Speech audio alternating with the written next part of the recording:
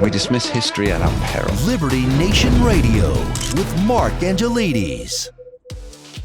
With Congress taking up the topic of UFOs, or unidentified aerial phenomenon as they're now known, the world is abuzz with talk of disclosure. But what does it mean from a political and military standpoint? Well, we're fortunate to be joined by the former Deputy Undersecretary of Defense Controller, Dave Patterson, to figure that out. Thanks for being here, Dave. Thank you, Mark. Always glad to be on your program. Great. So let's start by looking at what this is and what this isn't more specifically. Now, to the best of my discerning, it's the hearings that they held in Congress were to figure out precisely what these objects are and whether they present a threat. And that could mean, for example, foreign technology that the US doesn't have or isn't aware of. Now, is that about right? I think that's right. I think that they've taken this pretty seriously. And I think that's a good thing. And they've kind of stayed within their lane with regard to special access airways and so forth. And I think that their main concern is that we will be surprised with adversarial technology that we had not anticipated, nor did we know was there. Well, that's the thing. It's not even something that we don't know is there. It's what I think they used to call an unknown unknown. We don't even know that we don't know about it. So I think what they were going for was really trying to frame it as there are these objects that many military pilots, airline pilots, things have seen and recorded, but then people don't know what they are. And we're talking people high up in the Defense Department, and they don't really know what these things are. Now, how does that impact the threat assessment mindset? Well, I thought it was kind of interesting that they would take the unknown unknowns, which was the title of former Secretary of Defense Rumsfeld's book.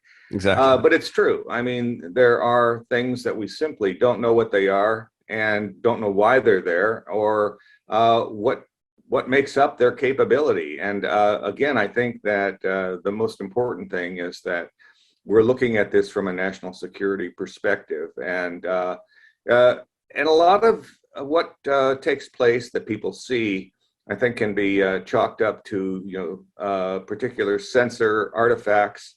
I thought that was particularly well explained when they showed the shimmering green triangle and explained that that was in fact a drone, and what made it look somewhat eerie was the fact that it was being photographed through night vision optics, which tends to do that. But at the same time, they did not dismiss things that they could not explain. Well, I think that's always the sensible way to do it, because you do end up with I think our audience knows well that I'm not adverse to the odd conspiracy or two, but I think if you don't put out if you don't say you don't know when you literally don't know, I think that just leads to more unfounded conspiracies. Now, there have been a number of sightings of objects, of movements, of data measurements that can't be explained over the years, and these are coming from, a lot of them are coming from professional Air Force pilots, the Navy, places like this. But they're coming out more now, aren't they? Because the attitude towards reporting has changed. Can you tell us a little about that? I think that was one of the key aspects of this hearing, was that Chairman Carson wanted to make sure that the stigma that was previously attached to these kinds of reporting was going to be eliminated. And to his credit, Secretary Moultrie explained that they were going to do that by means of having a clear, well-defined standard process for reporting these kinds of incidents, which would give people greater comfort in coming forward. It would also be, very importantly, a mission priority. So the hierarchy has to pay attention as well. Why is this the first set of hearings that we've had in I guess it's 50 years? Yeah, there was a hearing back in the 60s where then Congressman Gerald Ford was the chairman.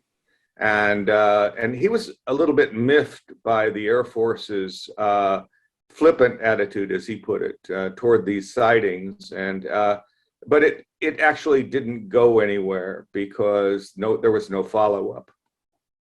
Yeah, of course, that doesn't mean that things weren't happening within government. As we found out, there was Harry Reid was overseeing a project that finished in 2012 that was to do with recording and evaluating. Is that about right? He tried. I mean, he was interested in it, but I don't think that he did not present it in a way that was thoughtful and deliberative and compelling. Okay.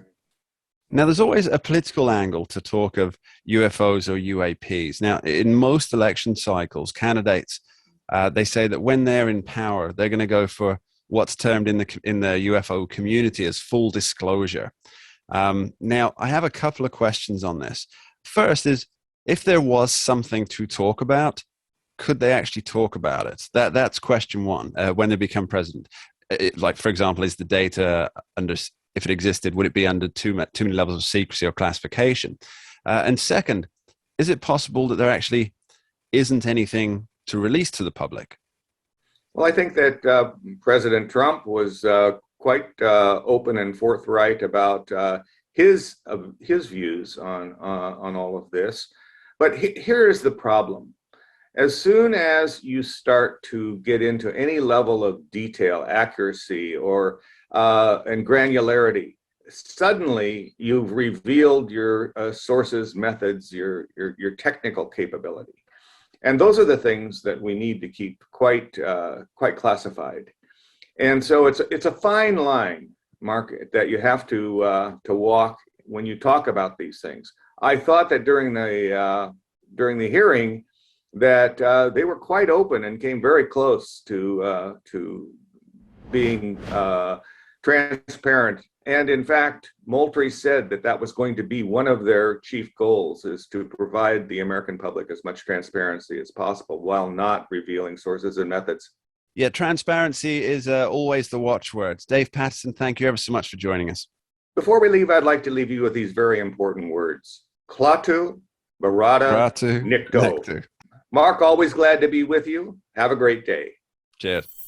You're listening to Liberty Nation Radio, heard across the country on the Radio America Network. I'd like to say a special thank you to our listeners out in Andrews, Texas on KACT 910 AM. We appreciate you.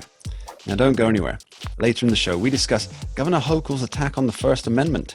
But up next, why is Joe Biden ignoring 100,000 deaths per year?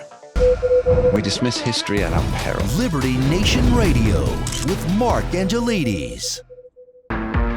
We're doing it for real, really real. Liberty Nation. And Jeff Charles, contributor for LibertyNation.com. I think we're starting to make an impact. Liberty style, fight for freedom. Maybe tracking polls sponsored by Liberty Nation for Thursday. Mentioned by Dan Bongino, Rasmussen, Jordan Peterson, and I others. can do it again if you want me to. Cited in Mark Levin's American Marxism. I think we're starting to make a really big impact. Get noticed. We're doing it. Rock on. I'm gone.